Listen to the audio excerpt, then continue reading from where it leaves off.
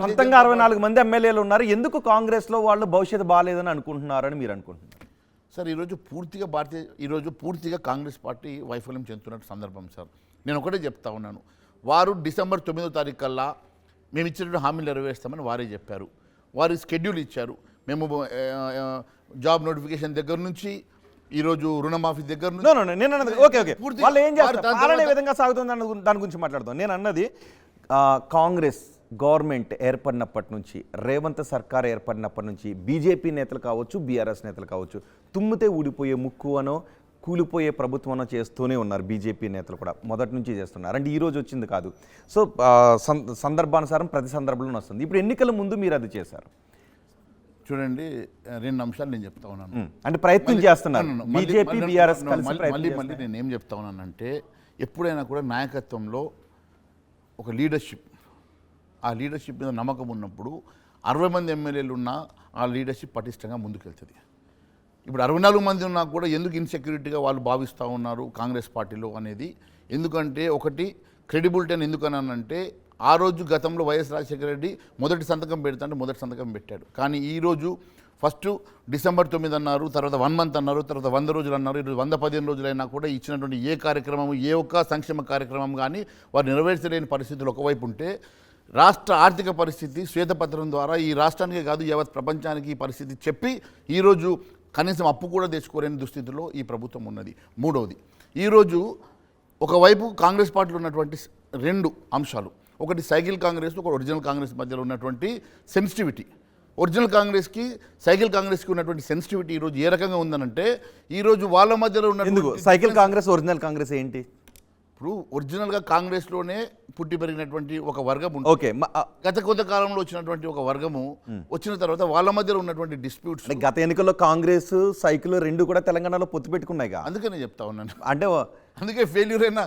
ఇప్పుడు ఒకసారి అదే చెప్తా ఉన్నాను, ఈరోజు ఉన్నటువంటి పరిస్థితుల్లో అక్కడ ఉన్నటువంటి డిఫరెన్సెస్ కానీ, వారి మీద ఉన్నటువంటి నమ్మకాలు అపనమ్మకాలు కానీ, లేకుంటే జూనియర్ సీనియారిటీ కానీ, లేకుంటే అంతకన్నా ఎలిజిబుల్ ఉన్నటువంటి చాలామంది నాయకులు కానీ, లేకుంటే నేను అది కాదు. ఎందుకంటే మీరు పీఆర్పీలో గెలిచారు, తర్వాత పీఆర్పీని కాంగ్రెస్లో విలీనం చేశారు, ఆ తర్వాత మళ్ళీ బీజేపీకి వచ్చారు, బీజేపీ నుంచి ఇప్పుడు గెలిచారు, బీజేఎల్పీ నేతగా ఉన్నారు. సో పార్టీలు మారడం అనేది సహజం. మళ్ళీ అక్కడ సగం, పావు, అర్ధ ఇలాంటివన్నీ వస్తాయా? ఇష్యూ అదే సార్. ఇప్పుడు నా విషయమే మీరు మాట్లాడారు కాబట్టి, ప్రజారాజ్యం పార్టీలో గెలిచినాక పార్టీ విలీనం అయింది కాంగ్రెస్ పార్టీలో. నేను పార్టీలో చేరలేదు.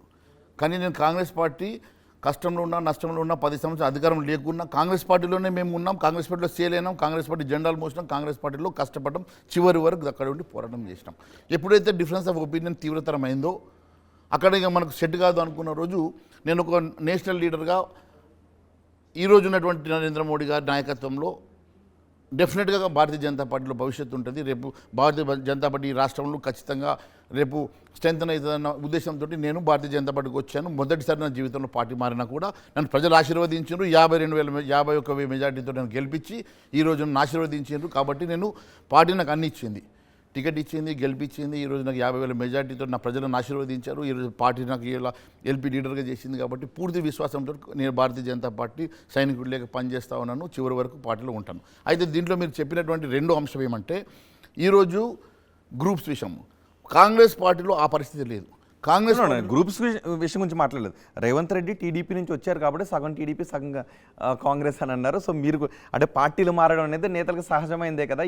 ఆ పార్టీలో అక్కడ కూడా అదే చెప్తా ఉన్నాను. అక్కడ ఆ పరిస్థితి వచ్చినప్పుడు వాళ్ళ మధ్యలో ఉన్నటువంటి ప్యాచప్ వర్క్ కానివ్వండి, వాళ్ళ మధ్యలో ఉన్నటువంటి డిఫరెన్స్ ఆఫ్ ఒపీనియన్ కానివ్వండి, వాళ్ళ మధ్యలో వాళ్ళు కలిసిపోవడానికి కావాల్సినటువంటి సిచ్యువేషన్స్ అన్నీ కూడా అక్కడ ప్రాపర్గా జరగలేదు అని నేను అనుకుంటున్నాను. ఓకే, అయితే ఆ డిఫరెన్సెస్ ఏవైతే ఇంకా కంటిన్యూ అవుతున్నాయో ఆ డిఫరెన్సెస్ వల్లనే బహుశా ఈ రోజు వాళ్ళు ఇన్సెక్యూర్డ్గా ఉన్నారు. డిఫరెన్సెస్ కొనసాగుతున్నాయి కాంగ్రెస్ ఇప్పుడు ఉన్నాయా? కాబట్టి ఇన్సెక్యూర్డ్గా ఉన్నారని కాంగ్రెస్ లో ఉన్నాయా? అందుకే రేవంత్ రెడ్డి వ్యతిరేక వర్గం ఒకటి ఉంది, ఆ వ్యతిరేక వర్గం అంతా బీజేపీతో టచ్లో ఉంది, రైట్? డెఫినెట్గా ఉంటారు. ఇప్పుడు డెఫినెట్గా ఇప్పుడు సార్ ఎట్లా ఉంది అని అంటే, అక్కడ 10 మంది మంత్రులలో 10 మంది ముఖ్యమంత్రి ఎలిజిబుల్ ఉన్న వాళ్ళే ఉన్నారు. అక్కడ 10 మందికి 10 మంది ఎప్పుడైనా దిగిపోతే నేను ఎక్కాలనుకునే వాళ్ళే ఉంటారు. కాబట్టి డెఫినెట్గా ఇలాంటి సిచ్యువేషన్స్ అటువంటిప్పుడు క్రియేట్ అవుతుంటాయి. ఓకే, మౌలి గారు మిమ్మల్ని క్వశ్చన్ అడగలను. మహేశ్వర్ రెడ్డి గారు, మీరు ఎలక్షన్లకి దాదాపు ఒక 6 నెలల ముందు కాంగ్రెస్ నుంచి బీజేపీలోకి వెళ్ళిపోయారు. ఏంటి మీకు ఏమైనా ఇప్పుడు బాధ అనిపిస్తుందా? అయ్యో తప్పు చేశాను, కాంగ్రెస్లో ఉంటే బాగుండేది, మంత్రిని అయ్యేవాడిని అనే బాధ ఉందా లేదా మీకు? సార్ ఇప్పుడు 6 నెలల ముందు నేను నిర్ణయం తీసుకొని అక్కడ ఉన్నటువంటి పరిస్థితులను అంచనా వేసుకొని బేరీజ్ వేసుకొని ఈ డిఫరెన్సెస్ ఆఫ్ ఒపీనియన్లో మనం అక్కడ ఇమ్మడమని అనుకున్న రోజే నేను భారతీయ జనతా పార్టీలో నరేంద్ర మోడీ గారి నాయకత్వాన్ని చూసి పటిష్టంగా ఈ రోజు కాకుండా రేపు భారతీయ జనతా పార్టీ ఈ తెలంగాణ రాష్ట్రంలో ఎదుగుతుందన్న ఉద్దేశంతో ఆలోచన చేసుకొని వచ్చాను. వచ్చినందుకు నన్ను 50,000 మెజార్టీతోటి నా ప్రజలను ఆశీర్వదించారు, గెలిపించారు. అన్నిటికన్నా ముఖ్యం ఈరోజు భారతీయ జనతా పార్టీ నన్ను ఆశీర్వదించి ఈరోజు ఎల్పీ లీడర్గా చేసింది. ఇంతకన్నా ఎక్కువ ఏ పార్టీ కానీ అప్పటికే మీరు కాంగ్రెస్లో కూడా ఒక రాష్ట్ర స్థాయి నాయకుడిగా ఉన్నారు, ఏఐసిసి కార్యక్రమాల అమలు కమిటీ అధ్యక్షుడిగా ఉన్నారు. మీరు ఖచ్చితంగా మంత్రిని అయ్యేవాడిని, ఆ అవకాశం మిస్ అయ్యానన్న బాధ ఉందా లేదా? మంత్రి కన్నా నాకు అంతకన్నా బెటర్ ఎలివేషన్ వచ్చింది. 17 మంది మంత్రులు ఉంటారు కానీ ఎల్పీ లీడర్ ఒక్కరే ఉంటారు కదా. నేను ఇలా ఎల్పీ లీడర్గా చాలా సాటిస్ఫాక్షన్గా ఉన్నాను. ఈరోజు నాకు భారతీయ జనతా పార్టీ అంత పెద్ద స్థాయి ఇచ్చి ఈరోజు నన్ను గౌరవించింది కాబట్టి నేను ఖచ్చితంగా భారతీయ జనతా పార్టీ ఎల్పీ నాయకుడిగా ఈరోజు నేను చాలా హ్యాపీగా ఉన్నాను. నిజంగా చెప్తున్నారా? గుండె మీద చేసుకొని నిజాయితీగా చెప్తున్నారా? చెప్తా ఉన్నాను. నేను ఈరోజు భారతీయ జనతా పార్టీ ఎల్పీ నాయకుడిగా చాలా హ్యాపీగా ఉన్నాను. బికాజ్ ఇంతకన్నా బెటర్ ఎలివేషన్ ఉండదు. మంత్రులు 17 మంది ఉంటారు కానీ ఎల్పీ లీడర్ ఒక్కడే ఉంటారు. ఈరోజు నేను ఒక ప్రశ్నించే గొంతుకగా యావత్ తెలంగాణ రాష్ట్ర ప్రజల గొంతుకగా ఈరోజు నేను నిలబడగలిగినాను. ఈరోజు నేను మా అసెంబ్లీలో నాకు ప్రజల పక్షాన నిలబడి అడిగేటువంటి నాకు ఒక మనస్థైర్యంతో నాకు అవకాశం ఈ పార్టీ ఇచ్చింది కాబట్టి చాలా హ్యాపీగా ఉన్నాను. ఎందుకు బీజేపీ నాయకులు పదే బీఆర్ఎస్ మీద దాడి చేస్తున్నారు? నిన్న కూడా మీ పార్టీ అధ్యక్షుడు తండ్రి కొడుకుల వల్లే పార్టీ నాశనమైందని, రాష్ట్రం నాశనమైందని, తర్వాత బీఆర్ఎస్ ఖాళీ అయిపోద్దని చెప్పి అంటున్నారు. అధికారంలో ఉన్న పార్టీ కాకుండా ఎందుకు బీఆర్ఎస్ని టార్గెట్ చేస్తున్నారు? నిన్నటి వారు ఇచ్చినటువంటి స్టేట్మెంట్ సందర్భము ఈరోజు నేను మాట్లాడినప్పుడు మొత్తం నేను కాంగ్రెస్ పార్టీ మీద మాట్లాడాను కదా. ఇప్పుడు సిచ్యువేషన్ ఏమి, నిన్న వారు మాట్లాడినటువంటి సందర్భం ఈరోజు కూడా మేము మాట్లాడినప్పుడు గతంలో చేసినటువంటి పాలకుల తప్పుని ఎప్పుడైనా మనం మాట్లాడాల్సి వస్తుంది. ఎందుకంటే వీరు మాట్లాడితే మేము 100 రోజులే అయింది, మేము నిన్న మొన్న వచ్చినాము, అప్పుడే మా మీద పడ్డారని చెప్పేసి వీరు అంటున్నారు. నేను అందుకే ఈరోజు ఏదైనా సబ్జెక్ట్ తీసుకున్నప్పుడు ఈరోజు నేను ధరణి మీద మాట్లాడాను.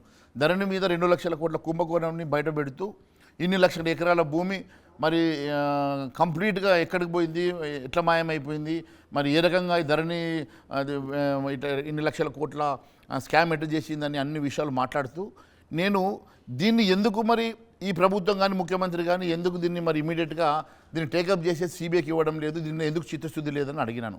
అంటే ఇప్పుడు ఒకవైపు మేము టీఆర్ఎస్ చేసిన తప్పిదాన్ని మాట్లాడుతూ కాంగ్రెస్ పార్టీ ఎందుకు దీన్ని మరి సిబిఐకి ఇవ్వడం లేదు, వారిని ఎందుకు ప్రొటెక్ట్ చేస్తూ ఉన్నది, ఎందుకు మీరు ఇద్దరు కలిసి ఆడుతున్న నాటకంలో మరి ప్రజలను ఎందుకు మీరు తప్పుదో పట్టి. మీ పార్టీ సీనియర్ నాయకులు పదే బీఆర్ఎస్ మీద ఎక్కువ విమర్శలు చేస్తున్నారు. అంటే మీకు ఏమైనా ఒక స్ట్రాటజీ ఉందా, ఇక్కడ బీఆర్ఎస్ను ఖాళీ చేయాలి, ఇక్కడ ఖతం చేయాలని? బీఆర్ఎస్ మనం ఖాళీ చేసే అవసరం లేదు, ప్రజలే ఖాళీ చేసినారు. ఇక మిగిలిన ఎవరైనా ఉంటే వాళ్ళే ఖాళీ అయిపోతున్నారు. బీఆర్ఎస్ గురించి ఇంకా మాట్లాడాల్సిన అవసరం కూడా కనపడతలేదు.